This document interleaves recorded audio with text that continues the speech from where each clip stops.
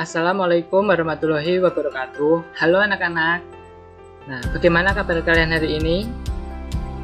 Alhamdulillah, semoga kita selalu dalam keadaan sehat walafiat dan selalu berada di bawah lindungan Allah Subhanahu wa taala.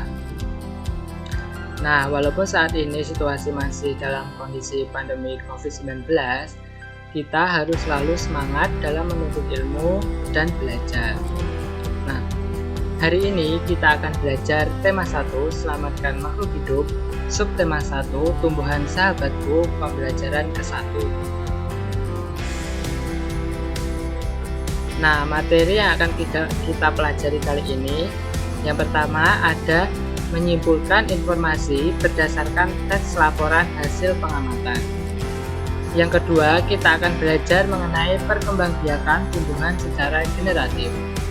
Dan yang ketiga, kita akan belajar mengenai karakteristik geografis dan kehidupan politik, ekonomi, sosial, dan budaya di wilayah ASEAN. Nah, tujuan pembelajaran kita kali ini, yang pertama, melalui kegiatan mengamati teks laporan hasil pengamatan, kalian mampu menyimpulkan informasi berdasarkan teks laporan hasil pengamatan dengan tepat. Yang kedua, melalui kegiatan mengamati gambar, kalian mampu menganalisis proses perkembangbiakan generatif pada tumbuhan dengan tepat. Dan yang ketiga, melalui kegiatan mengamati teks ASEAN dan kehidupan sosial budayanya, kalian mampu membandingkan karakteristik geografis dan kehidupan sosial budaya, ekonomi, serta politik di wilayah ASEAN dengan benar. Nah, sekarang coba kalian amati gambar ini. Apa sih yang kalian ketahui tentang tanaman di samping ini? Ya, benar ya, ini merupakan gambar tanaman jagung. Nah, jagung merupakan salah satu bahan makanan pokok di berbagai negara, termasuk di Indonesia. Nah, di Pulau Madura sendiri, jagung ini merupakan makanan pokok dari masyarakat Madura. Nah, jagung ini merupakan salah satu bahan penghasil karbohidrat yang bermanfaat untuk tubuh kita. Nah, sekarang coba kalian amati gambar ini.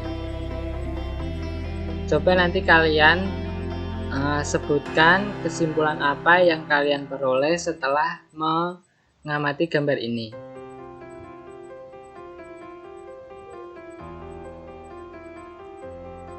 Nah, kesimpulan dari gambar yang telah kita amati tadi itu merupakan tumbuhan itu memiliki banyak manfaat. Salah satunya manfaat tumbuhan bagi manusia, antara lain yang pertama sebagai sumber energi bagi manusia, yang kedua sumber vitamin untuk menjaga kesehatan tubuh, yang ketiga sumber oksigen untuk bernafas, yang keempat pengikat air tanah, yang kelima peneduh dan memperindah kehidupan di bumi. Selain memiliki manfaat untuk manusia, tumbuhan juga memiliki manfaat untuk hewan. Manfaat tumbuhan untuk hewan yaitu sebagai sumber energi bagi hewan. Nah, tumbuhan merupakan sumber bagi kehidupan manusia dan hewan. Tumbuhan adalah produsen penghasil cadangan makanan dan sumber oksigen untuk bernafas dan melindungi bumi dari sengatan sinar matahari. Beberapa hal yang akan terjadi jika tidak ada tumbuhan adalah manusia dan hewan tidak memiliki sumber makanan dan bumi akan gersang sehingga kehidupan pun akan berakhir. Nah, di sini sudah ada laporan hasil pengamatan itu mengenai bagaimana jagung berkembang biak. Nah, coba kalian amati terlebih dahulu laporan hasil pengamatan ini.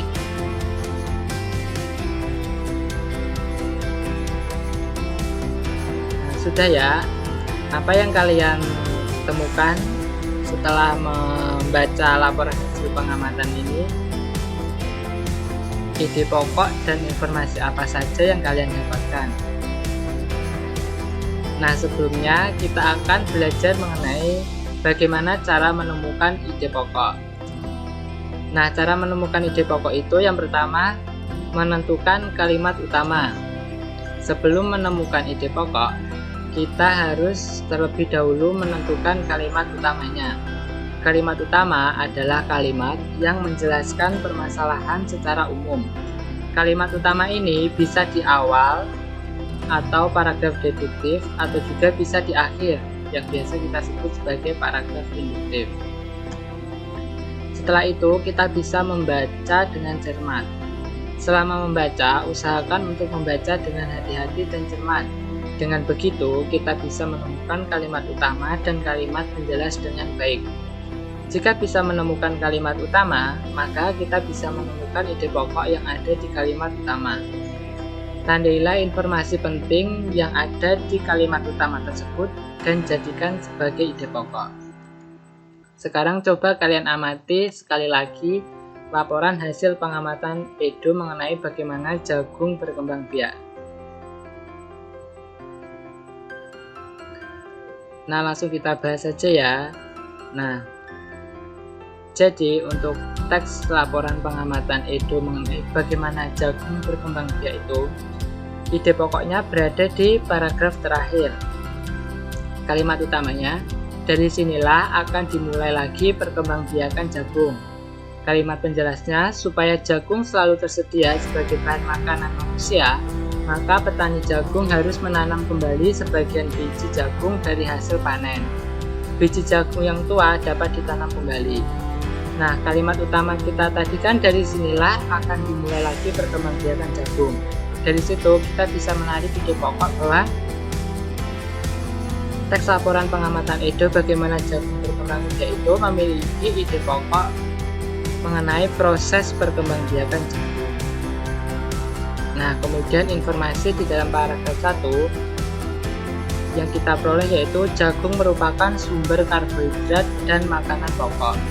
Untuk paragraf kedua berisi informasi mengenai perkembangbiakan jagung dimulai dari biji. Untuk paragraf ketiga berisi informasi mengenai pembuahan jagung terjadi saat tepung sari jatuh ke kepala putik. Untuk paragraf keempat berisi informasi mengenai bunga jagung berkembang menjadi buah. Dan paragraf kelima berisi tentang petani mengembangbiakkan jagung dengan menanam kembali sebagian biji jagung. Nah, kurang lebihnya seperti itu pembahasannya. Nanti kalian bisa pelajari lagi di rumah.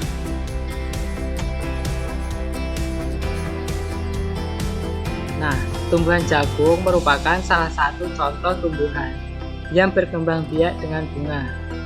Tepung sari pada bunga jagung akan terbang terbawa angin ketika angin bertiup. Tepung sari yang terbawa angin sebagian akan jatuh di kepala putik yang terletak di bagian bawah bunga pada pohon jagung yang lain. Ketika itulah terjadi proses pembuahan. Nah, perkembangbiakan yang dialami jagung tadi dinamakan sebagai perkembangbiakan generatif. Nah, tahukah kalian bagaimana proses perkembangbiakan generatif?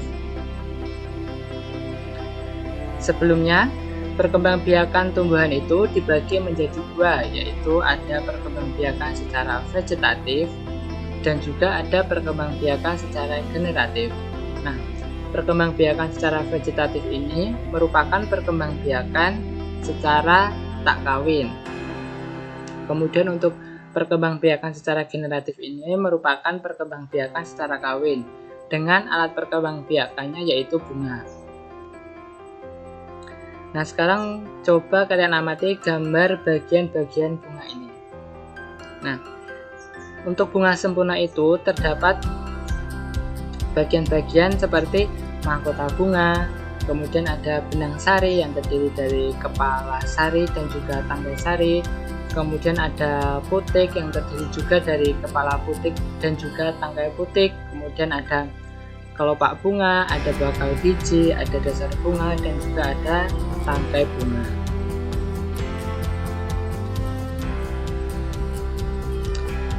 Nah, perkembangbiakan generatif secara kawin itu terjadi melalui proses penyerbukan dan pembuahan. Perkembangbiakan generatif pada tumbuhan diawali dengan penyerbukan. yaitu melekatnya atau jatuhnya serbuk sari ke kepala butik. Setelah terjadi proses penyerbukan, pada serbuk sari tumbuh bulu serbuk sari yang menuju ke ruang bakal biji. Kemudian serbuk sari akan masuk ke ruang bakal biji melalui bulu serbuk sari. Di dalam ruang bakal biji ini akan terjadi proses pembuahan, yaitu peleburan serbuk sari sel kelamin jantan atau spermatozoid dengan kepala butik sel kelamin betina atau sel telur. Nah, hasil dari proses pembuahan ini adalah zigot. Zigot akan berkembang menjadi lembaga. Lembaga akan berkembang menjadi bakal biji, dan bakal biji akan berkembang menjadi biji dan bakal buah. Kemudian bakal buah akan berkembang menjadi daging buah. Nah, di dalam biji terdapat lembaga. Lembaga ini merupakan calon tumbuhan baru. Jika kita menanam biji ini di dalam tanah, maka akan tumbuh tumbuhan baru. Contoh tumbuhan yang berkembang biak secara generatif ini ada padi, mangga, durian, dan jambu. Nah, kurang lebih seperti itu proses perkembangbiakan generatif pada tumbuhan. Secara singkatnya, proses perkembangbiakan generatif tumbuhan itu melalui proses penyerbukan, yaitu jatuhnya serbuk sari ke kepala butik. Kemudian akan terjadi proses pembuahan, yaitu peleburan serbuk sari dengan kepala butik. Kemudian akan menghasilkan zigot, di mana zigot ini nanti akan berkembang menjadi lembaga, menjadi bakal biji, menjadi biji, bakal buah, dan juga nanti akan berkembang menjadi calon tumbuhan baru.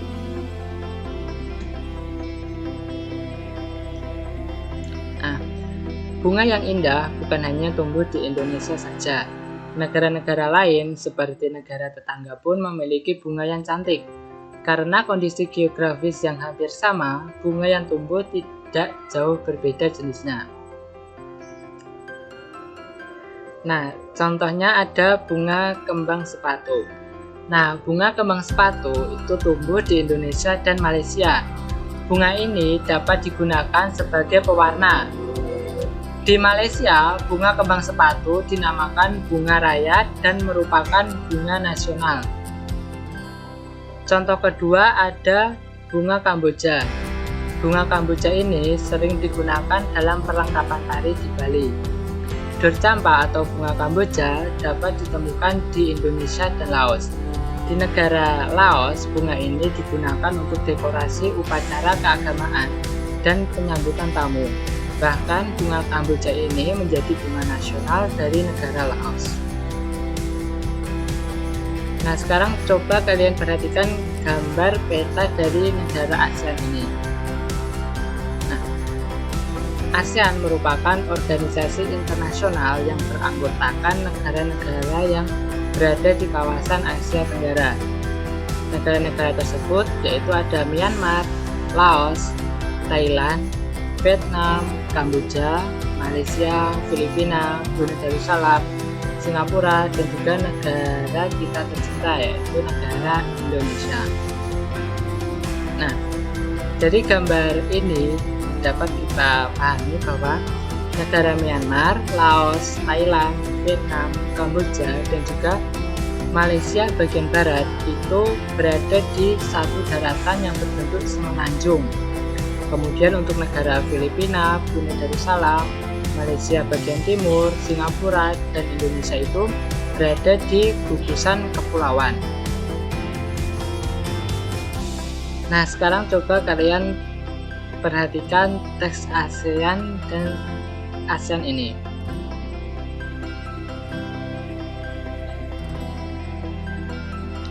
Nah, setelah kalian membaca teks ini, kita dapat memperoleh beberapa informasi seperti apa itu ASEAN, kemudian latar belakang berdirinya ASEAN, kemudian sejarah ASEAN, anggota-anggota dari negara ASEAN, dan juga manfaat dari ASEAN bagi negara-negara anggota ASEAN. Nah, sekarang kita akan belajar mengenai kehidupan sosial budaya masyarakat negara ASEAN. Yang pertama ada negara Brunei Darussalam. Nah, ada yang tahu ini gambar apa? Ya, ini merupakan gambar kampung air di Brunei Darussalam. Kampung air adalah desa terapung di Brunei Darussalam. Pada tahun 1400, kampung air ini sempat menjadi pusat pemerintahan. Saat ini, banyak penduduk di kampung air yang memiliki perahu pribadi dan disimpan di bawah rumah apung mereka. Selain itu, budaya Brunei banyak dipengaruhi oleh ajaran Islam. Mayoritas penduduknya adalah orang Melayu. Kata Brunei berasal dari kata Nah Baru yang diucapkan oleh Awang Alak Betatar, penemu dari negara Brunei Darussalam. Sedangkan kata Darussalam berarti tempat yang damai atau rumah keamanan.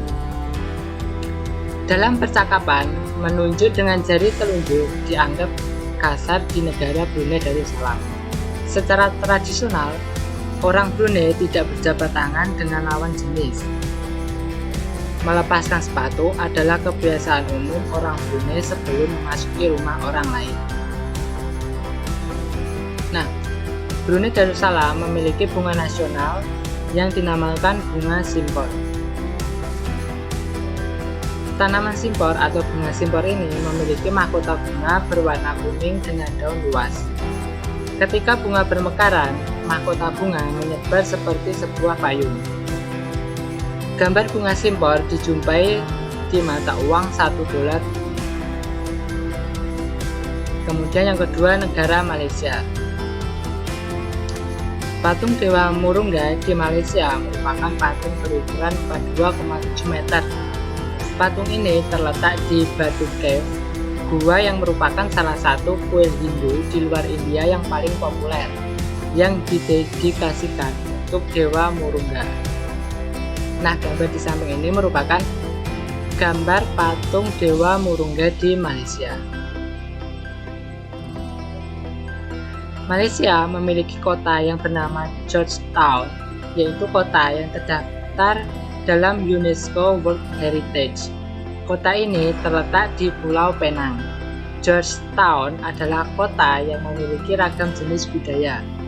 Banyak gedung peninggalan masa Eropa dan bangunan bernuansa Melayu Tionghoa. 3 kaum utama di Malaysia adalah Melayu, Cina, dan India.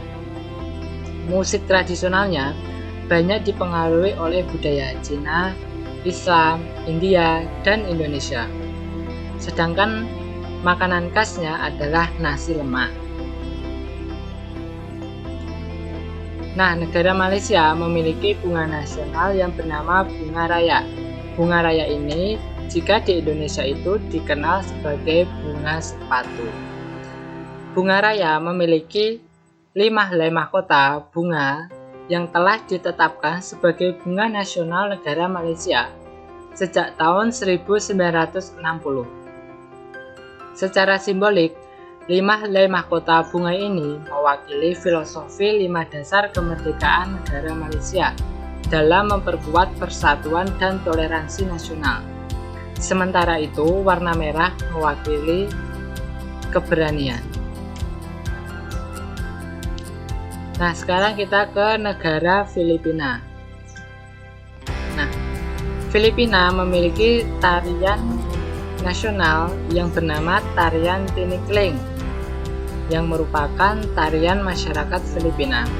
Tarian ini menceritakan tentang burung tinikling yang berjalan melompat menghindari perangkap bambu petani padi yang terlihat seperti gambar di samping.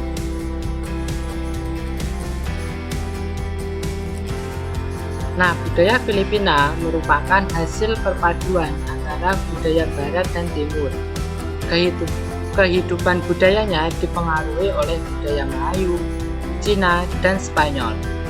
Bahasa Filipina adalah bahasa nasional dengan bahasa Inggris sebagai bahasa pengantar untuk urusan perdagangan atau pergaulan.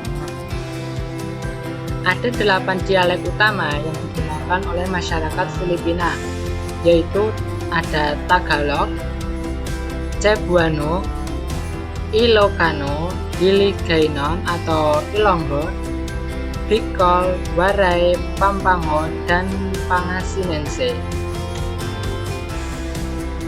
Po dan Opo adalah sebutan orang Filipina terhadap orang yang lebih tua.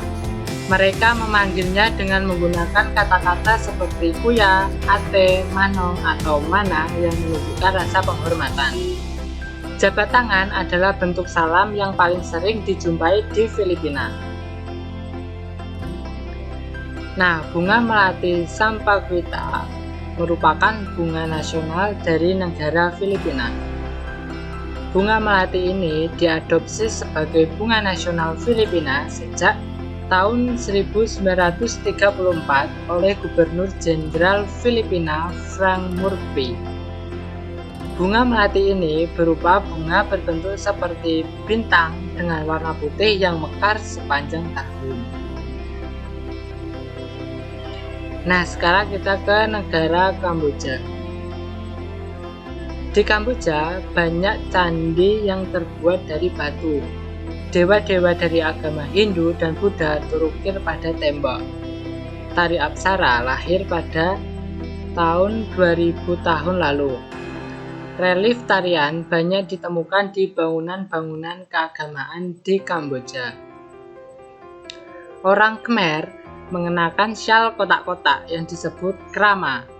Pria dan wanita Khmer mengenakan bandul Buddha pada kalungnya. Tujuannya adalah untuk menjaga dari roh jahat dan membawa keberuntungan. Makanan yang terkenal di Kamboja adalah cha yang berarti tumisan. Kamboja memiliki bunga nasional yaitu bunga rumdul. Rumdul berupa bunga dengan warna putih kekuningan dengan daun tunggal. Bunga ini memiliki aroma yang khas dan menonjol pada saat malam hari. Tanaman rumdul memiliki tinggi hingga 8-12 meter. Tanaman ini dapat dijumpai di banyak tempat di Kamboja, terutama sebagai pohon hias di taman. Selanjutnya negara Myanmar. Myanmar disebut sebagai negara 1000 pagoda. Hal ini disebabkan karena sangat mudah menemukan kuil-kuil suci Buddha. Mayoritas penduduk Myanmar adalah keturunan Tibet. Bahasa yang digunakan adalah bahasa Burma. Pakaian tradisional Myanmar disebut longyi yang mirip seperti sarung di Indonesia. Namun, kain ini membelit bagian tubuh mereka mulai dari perut hingga betis. Longyi berbahan kain katun bukan saja dikenakan pria dewasa, namun juga anak-anak dan wanita.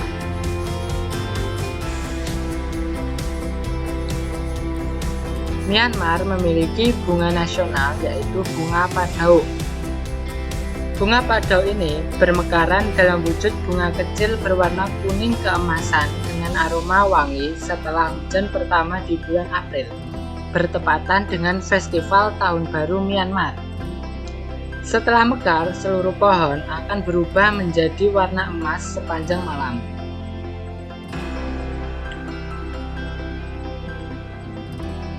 Selanjutnya ada negara Vietnam. Permainan menangkap jangkrik dengan mata tertutup adalah permainan tradisional anak Vietnam. Anak yang berada di tengah lingkaran matanya ditutup kain, kemudian menangkap salah satu teman dan menebak namanya. Vietnam terkenal dengan baju khasnya yang disebut Áo Dày.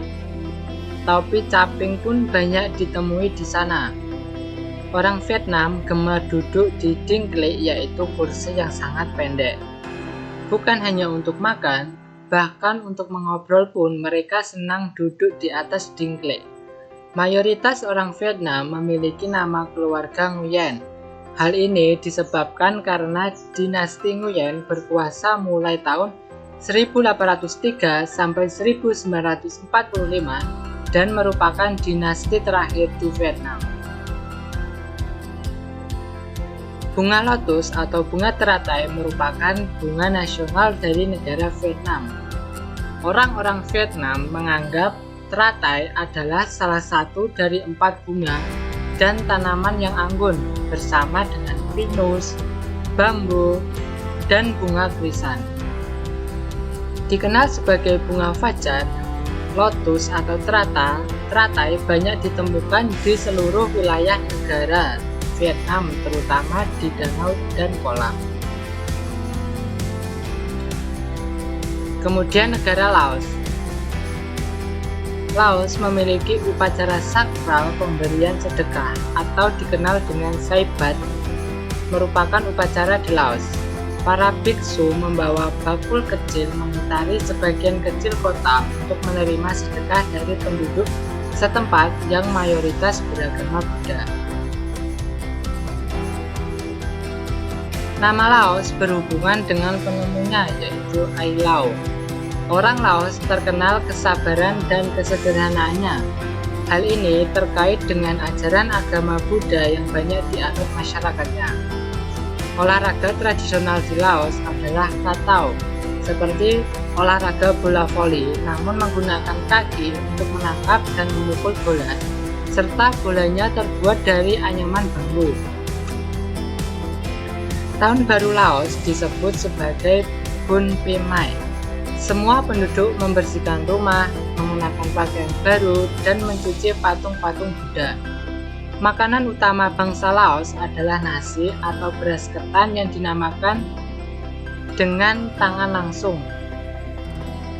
Orang Laos menyebut dirinya Luk Kau Niau yang artinya anak turun nasi ketan. Laos memiliki bunga nasional yang bernama Dok Champa.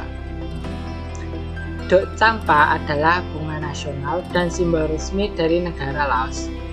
Bunga ini berlilin dan aroma manis dapat ditemukan dalam berbagai warna, seperti merah, kuning, merah muda, dan multiple pastel. Kemudian negara Singapura. Singapura memiliki lambang negara yaitu Merlion. Merlion adalah patung berkepala singa dan berbadan ikan. Menurut mitos, Singapura dahulunya adalah kampung ikan. Kampung ini bernama Temasek yang berasal dari bahasa Jawa yang artinya lautan. Singapura berasal dari bahasa Sanskerta yang berarti kota singa. Penduduk Singapura berasal dari Cina, Melayu, India, dan Eropa. Kaum Baba adalah sebutan bagi keturunan Cina Melayu. Singapura memiliki 4 bahasa resmi, yaitu Melayu, Mandarin, Inggris, dan Tamil. Masyarakat Singapura memiliki budaya jalan kaki. Sekitar 80% masyarakatnya memilih untuk berjalan kaki kemana-mana.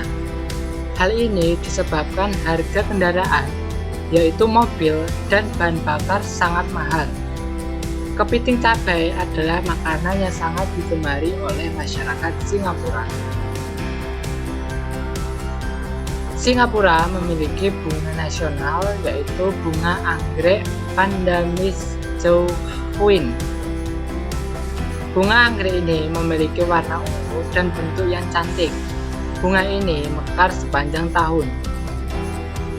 Bentuk unik ini yang telah memenangkan bunga ini sebagai bunga nasional resmi Singapura di antara 40 pesaingnya pada tahun 1981. Kemudian ada negara Thailand. Thailand adalah satu-satunya negara di ASEAN yang tidak pernah dijajah oleh bangsa Eropa.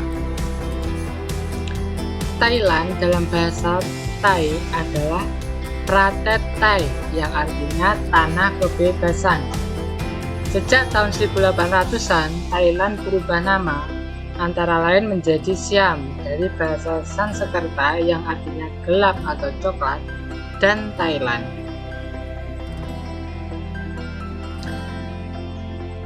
Ramakien adalah cerita nasional Thailand yang memengaruhi kehidupan masyarakatnya. Di Thailand, kepala adalah bagian tubuh yang paling dihormati. Tidak ada orang yang akan berani menyentuh kepala, bahkan kepala anak-anak. Sebaliknya, bagian kaki dianggap bagian yang paling hina karena dianggap sebagai alat untuk menapak di tanah. Oleh sebab itu, kaki tidak boleh dihadapkan ke patung suci atau orang lain. Indonesia dan Thailand memiliki tradisi yang sama, yaitu tradisi minum teh. Di beberapa daerah di Indonesia, kebiasaan minum teh dilakukan secara turun-temurun. Salah satunya adalah teh yang diseduh di poci. Oleh sebab itu, teh tersebut dinamakan dengan teh poci. Di Thailand, teh disajikan dengan susu dan rempah-rempah. Teh tersebut dinamakan Thai iced tea dan disajikan dingin. Thailand memiliki bunga nasional yang dinamakan bunga Ratchapraek. Bunga ini memiliki kumpulan bunga berwarna kuning. Rakyat Thailand menganggap warna kuning sebagai warna Buddha dan warna kemuliaan. Bunga Ratchapraek mekar setiap tahun pada bulan Februari sampai Mei dan melambangkan persatuan serta harmoni rakyat Thailand.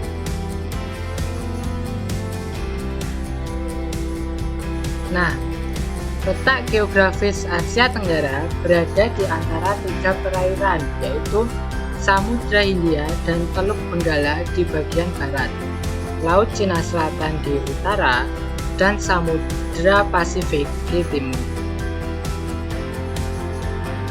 Wilayah Asia Tenggara dibagi menjadi dua daratan, yaitu yang pertama ada daratan berbentuk semenanjung. Wilayah yang berbentuk semenanjung adalah negara Myanmar, Thailand, Laos, Kamboja, Vietnam, dan wilayah Malaysia bagian barat. Yang kedua, daratan berbentuk gugusan kepulauan. Wilayah yang berbentuk gugusan kepulauan adalah Filipina, Indonesia, wilayah Malaysia bagian timur, Singapura, dan Brunei Darussalam. Nah, di sini Bapak sudah menyajikan 10 soal latihan yang bisa kalian kerjakan untuk mengecek sejauh mana pemahaman kalian mengenai materi yang telah kita pelajari tadi.